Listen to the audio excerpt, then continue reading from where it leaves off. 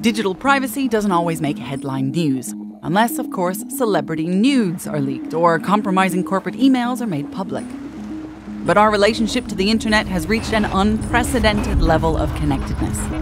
In this new environment, the state of privacy deserves a closer look. In this film, I'm going to travel the world to undergo challenges that explore our digital life in the 21st century. I'll be stalked. I'll be hacked. I'll fight to get leaked documents back. I'll dive into open data. And then I'll live in a futuristic home that will monitor my every move, all to examine 21st century privacy. But how did we get here? Before the 1600s, most people's homes were communal, life orientated around a central fireplace. There was very little privacy or personal space. And then a revolutionary new technology, the chimney. People could lock themselves and their things in personal spaces. They began to appreciate their privacy and expect that what happened behind closed doors stayed there.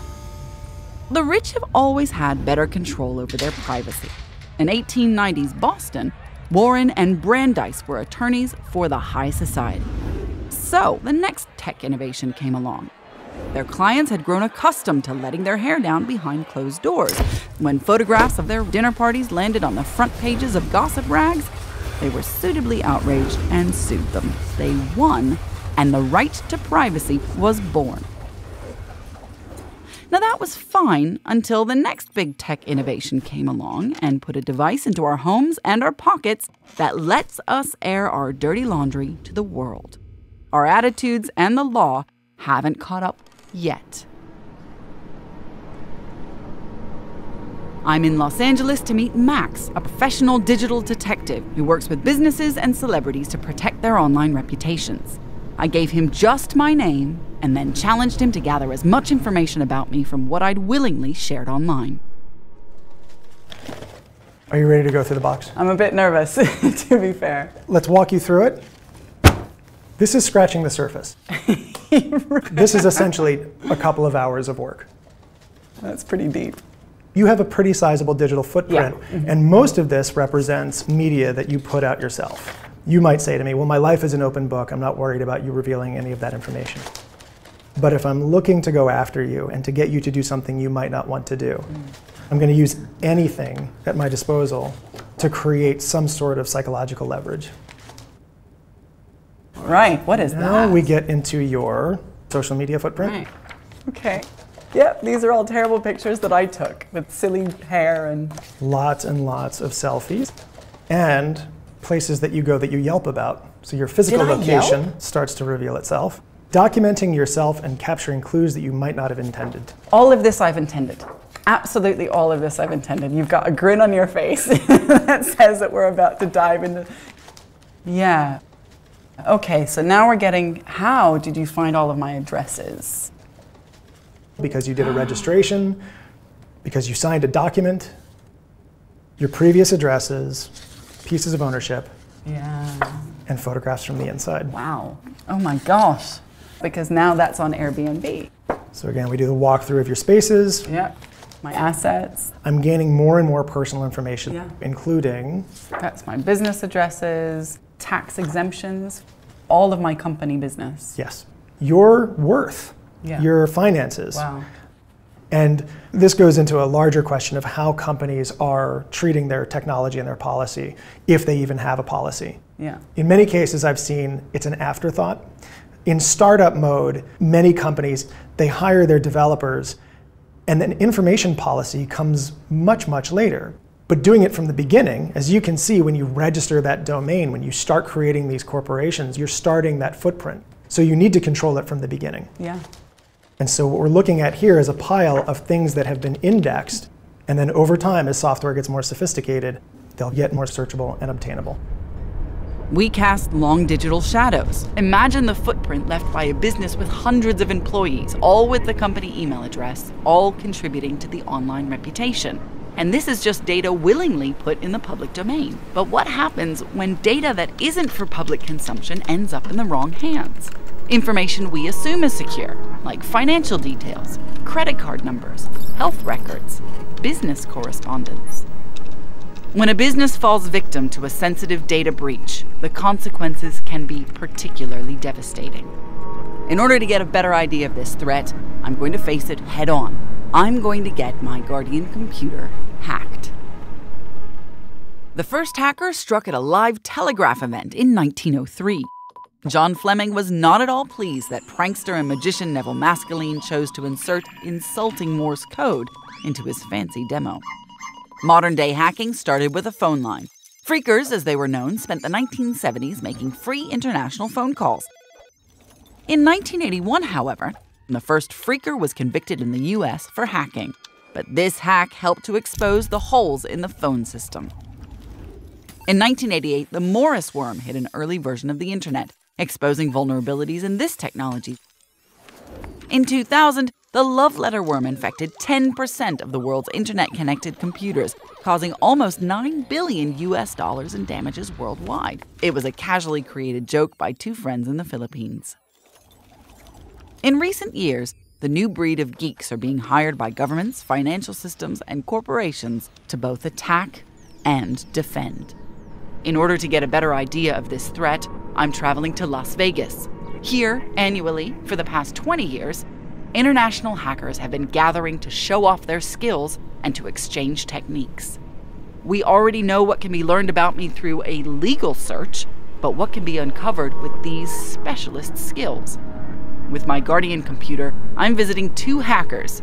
Can they hack my laptop? What is the security situation like in the Middle East, say, compared with Europe or the US? I think the whole region is somewhere between 5 to 10 years behind as far as awareness of the importance of information security, mainly because the media doesn't really talk about it. In the States, you turn on any TV channel and there's a story about a big hack, and because these things happen and they're publicized. Yeah, I've just got an email from my director. He says there's a good article on the front page of The Guardian. So, oh Lord, there's nothing but bad news down here, is there? That's the world for you. It is, isn't it? Except there's a cool picture from NASA. Now, as you're browsing through The Guardian, I just stole your credentials, so I have your email address, .com, and the password is which is a very nice Guns N' Roses song. Thank you very much. And I'm actually compromising your whole machine. I could have downloaded files, or I could just do what we like to call a rickroll, which is redirecting your browser. Never gonna give me. I just sent you to Rick Astley. You did. How did you crack my computer? The website you're on is not actually The Guardian. It looks like The Guardian. No, it is. But if you look at it carefully, which people don't really do on the URL, it actually says The Guardian. So I added an L in there. But yes, you did. Yes, I did. But you did. Yes, it was added. No, I actually registered the website, theguardian.com. That's available? It was, not anymore.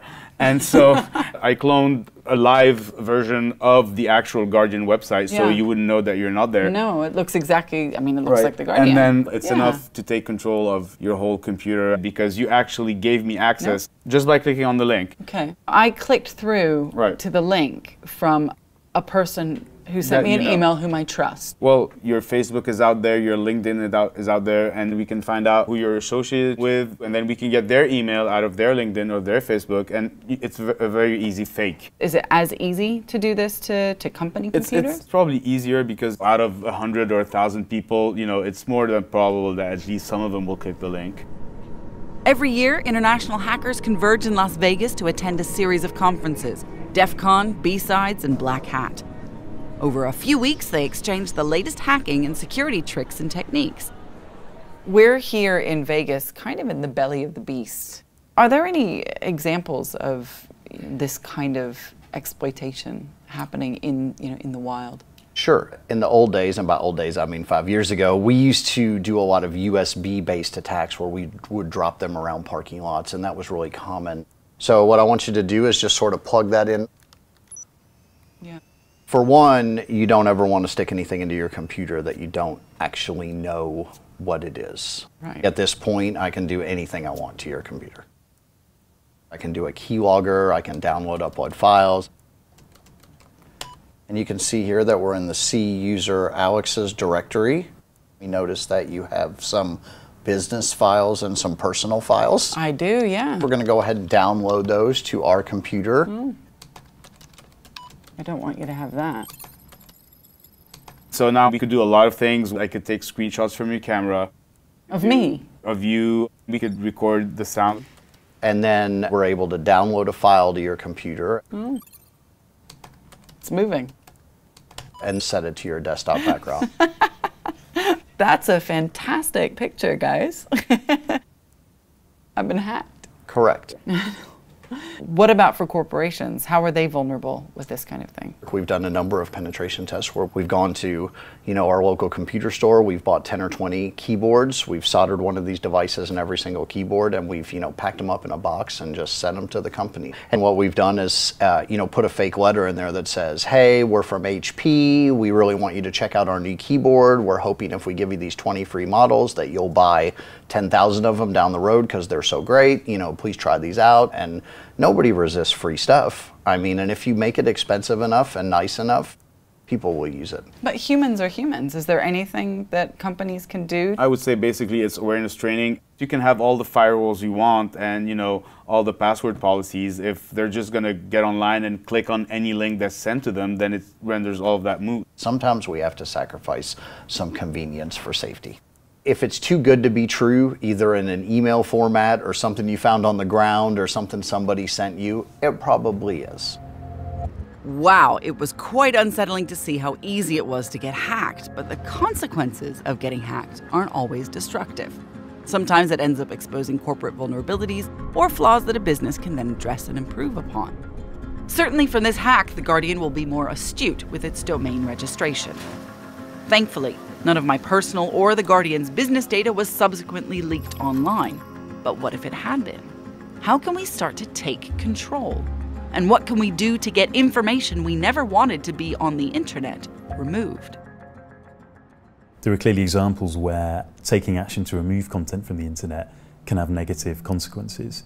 So there's an example where Barbara Streisand had some photos of her beachfront property published online in a public archive. She tried to sue the photographer to take the images down, and the result of that was a much larger public outcry, and the image went effectively viral online as a result of the action that she'd taken. So I think the very first thing is just to be conscious that if you put something on the internet, there's no guarantee that it stays secure and under your control. I think companies need to have some sort of incident handling plan to know when something does occur, and it will, how are they going to respond to that so it isn't just a panic in the business at that time.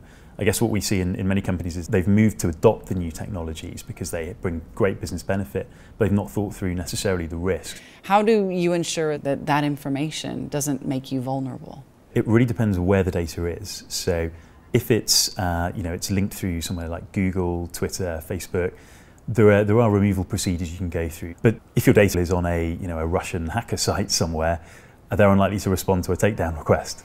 So the best you can do is to try to mitigate the consequences.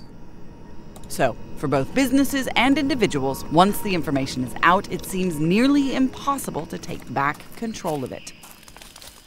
Since the earliest days of human communication, we quickly learned the importance of confidentiality. It's been good business. 3,000 years ago in the Middle East, potters used cryptography to keep their glaze formulas secret from competitors. Particularly during conflict, protecting correspondence has always been of the utmost importance. But it wasn't just military and business information we sought to protect. In 400 BC, the writers of the Kama Sutra recommended that lovers encrypt their messages to keep them from prying eyes. Now, in the 21st century, we're exchanging more business and personal information than ever before, though we've relinquished control of this data to governments and a handful of corporations. Often, instead of safekeeping this material, we've found that they're exploiting it. To learn about preventative techniques, my next stop is Berlin, where I'm meeting Stephanie Henke. Her organization provides tips, tools, and techniques to individuals such as journalists and activists whose lives depend upon retaining control of their digital privacy. If you're interviewing people, it may be just as important for you as a journalist that somebody from the outside can't see who you're talking to. Let's say about a phone call that we might have. We might think it needs to be encrypted so people don't know what we're talking about. And sometimes that's true, but very often what's more important is that we're having a conversation. Not that we're just having a conversation now, but that we also talked last week, and that today we talked for an hour, and that's metadata. What other forms of data might be collected about me? You know, for example, if you're walking around a city, in order for the phone to know where you are, to look at a map, whatever, you have to have location data on. If you look on your iPhone, in the system services section, Lo and behold, down, somewhere buried in a menu. there's a frequent locations. Most people are quite surprised when they look at it because it gives a kind of overview of something. For example, it even guesses where your home is. Wow. When you start to look at the patterns, then you can start to see things like, you know, probably when you come into the house after work, when you leave in the morning, and those kinds of things. You can't stop there, but what you can do is sometimes switch off location services, for example. So what are companies doing with this metadata? These companies are not yet very transparent about what they're doing with the data. Some of that's profiling and advertising and so on, but some of it's gone much further. For example, LinkedIn is also using their large-scale analysis of the data to advise governments, and that becomes very complicated because people are not thinking that they're contributing to that sample. In the modern world, a huge amount of information is collected about each of us as we go about our daily lives. Whether we disclose it willingly or unwittingly, this valuable data is now a commodity that is traded amongst a handful of companies. Trading data is hardly a new thing. We've always benefited from sharing information. It's helped to advance civilization. The internet is the latest in a long line of technologies that have ushered in great innovations and social change. Ancient trade routes introduced mathematics and astronomy from Arabia, weapons and vaccinations from China, and spices and philosophies from the subcontinent. The printing press blew apart traditional hierarchies, letting the people interpret and proclaim rather than those in power. The telegraph brought the world infinitely closer together, totally disrupting business, governance, and the judicial system. And every step of the way, the powers that be tried to claw back control. Today, there are 3 billion people communicating through the internet. This latest network has given each of us the empowering ability to collaborate, share, and exchange information rapidly and efficiently. What if there was a way to harness it for the collective good? I'm headed to Japan, where I'm going to volunteer to test radiation levels using a community-built Geiger counter. I'll use my data to help map the fallout of the Fukushima nuclear disaster. After the disaster in March 2011, information about radiation hazards that was being released by the government was at best incomplete, often contradictory, and ultimately not really reliable. So we felt it was one thing to say, oh, my government tells me the radiation level is X, I guess I'll believe it. Or to go out there and measure it yourself. I mean, if you measure it yourself, then you really can have confidence in that data. So Safecast was really formed to allow citizens themselves to gather the information that they needed and to disseminate it in a very free way. Safecast Geiger kits are open source. Through building the devices themselves, people learn how the technology works, and as a consequence, many have offered both hardware and software improvements. This has helped to rapidly evolve the design. People from all sorts of walks of life participate, anti-nuclear or pro-nuclear, teachers, housewives, anyone can build it and submit data. How can organizations wisely protect the data that they're collecting? I think the most important thing that we found the need to protect is privacy. For instance, the privacy of volunteers. We allow them to actually participate anonymously. In Fukushima Prefecture, there was concern that people, would have radiation levels in their front yard publicized, and that this could somehow affect them negatively. And because of that, we decided to use a hardware hack to allow them to put the data in a grid of 100 meters that doesn't identify that data spot with any one particular person's property. How much of Japan has been mapped? We argue that we have been able to provide a wider coverage of radiation surveys than the government has, and this is because of the activities of very active volunteers. Certainly, Fukushima has been repeatedly mapped for 3 years and more, but there still are a few corners that no volunteers have been to. So today we can go to a park in Koto Ward called Kiyosumi Park, and we can check that out.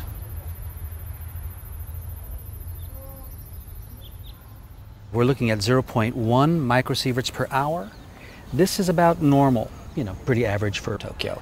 How does that compare, though, with, say, somewhere like the epicenter of the accident? This is a piece of a deck that one of our volunteers was building when the disaster happened in the town of Koriyama, which is one of the fairly radioactive places in Fukushima. Ooh, listen to that. Yes. You can hear it. It's like the scary noise that you hear. It's already now 10 times what it was. This is a very radioactive sample. That is significantly higher. And this is the degree of fallout that was everywhere in that area. Inside the highly radioactive places in Fukushima Daiichi reactor itself, it's 1,000 times higher or more. Now, getting to a point where technically, because of the hardware and software tools, things that were previously only possible if you were a government or a large research institution, now a high school kid can do.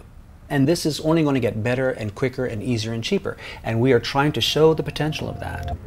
This is an example of the agile development that organizations can use when they open up and engage their contributors. By introducing privacy measures, Safecast has built confidence in their project and trust amongst their collaborators.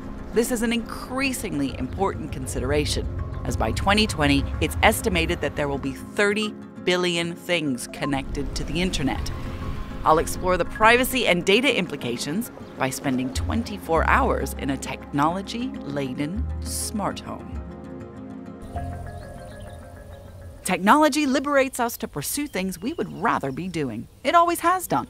Back in Iran, agriculture technologies let us domesticate barley, wheat, and lentils, so we didn't have to constantly travel to put food in our stomachs. We've spent our lives since then looking for ways to reduce the heavy lifting. The Industrial Revolution meant labor-intensive hand production methods were given over to machines. People could move to the city where the new middle class could find other pursuits. When automation hit the scene, we also gave the heavy thinking to these machines, and they've become twice as smart every 2 years. We've traveled to space, and 20 years later, we have the same smarts in our pockets. We are now freer to want cheaper and faster. We allow machines to do more of our work for us. 70% of all trades made on the US stock market in 2011 were made by algorithms, not people. We autofill, we store in the cloud, we find love with a swipe right. Algorithms and artificial intelligences process this information for us. However, today it seems we serve computers. Most of us spend more time gazing into our 4-inch screens than into the eyes of our loved ones. Smartphones are setting us an endless stream of to-dos and checklists. In an attempt to alleviate this, companies are creating new connected products to sense, learn, and ultimately predict our every need. Collectively, these products are known as IoT, or the Internet of Things. You may have heard of domestic applications of IoT, curtains that raise with you in the morning, fridges that restock themselves. But what about the toilets that check your health and notify you if you're pregnant? IoT is expanding across industries, from manufacturing to gardening, from energy to mobility. It's estimated that presently 1% of everything that could be connected to the internet is.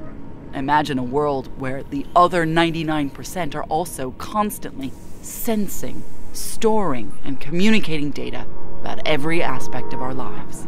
What kind of hardware systems does the smart home use? 3つの種類があると思っています。まずは一人一人に使うパーソナルなセンサー。でもう一つは家に貼ったネットワーク。であとは家と外をつなぐネットワーク。その3つになっていると思います。How do you see smart homes changing people's lives in the future? 住まいになっていることになります。一概に言えないことなんですけども、センサーが発達することによって個人ごとのデータがたまることによって、病気のきっかけですとか転倒とか事故が分かるようになると思いますので、それを使うことによって安心な技術、そういうようなものができると思います。So in Japan, a primary motivation for this technology is to provide a safer and more efficient environment, particularly for their aging population. But are there any drawbacks? I just had the experience of being in a smart home. Are there any potential privacy implications that I should be worried about? I think that there are already a number of privacy implications just because It's possible to use various sensors to track your activities, to track your habits. In some cases, I know of incidences where you have a smart home where there will be a camera built into a device to allow for various metrics to be measured, but unwittingly allowing hackers to, say, peer into your living room. And so everything is a two-sided coin where there's pros, but if the security isn't addressed, they can easily be used for a con, and people fail to realize that yet. Would you live in a smart home or work in a smart office? Me personally, I would love to, because then I can get my hands dirty on all the devices, test them, find out issues. Hack them. Yeah. But as a normal user, I would still be a little skeptical on what kind of devices I deploy. Because the vendors want to reach to the market quickly, they are not giving as much attention to the security. They just want to quickly build it up and ship it. So that's where the major problem lies. And then there are three major attack surfaces that we are going to see. One is the controlling app, the mobile, the client side. One is the device itself. And one is the cloud, where the whole user data is going to be saved. So we have to be very careful on what kind of data is being saved and how it is being saved. As soon as this gets mass adoption at the levels it will, and as soon as more data gets online, how that's protected, how that could be erased, how could that be forgotten. These issues, at least from a Japan context, has not been debated. Around the world, they're starting to be addressed, but I think we're still in the infancy stage of what that really means. What do you think businesses should be aware of when they're implementing Internet of Things strategies? When you deal with IT, it's not an IT issue. It is a management issue. It's a risk issue. It involves the entire company. With that said, it's very, very important that you do cybersecurity at the design level, like the automobile or the airplane. If you think about it, these are actually designed security first, in a transparent, almost invisible background manner, and that's where we need to get to. There's little doubt that the Internet of Things is the future, because we've always sought out and embraced ways to make our lives easier.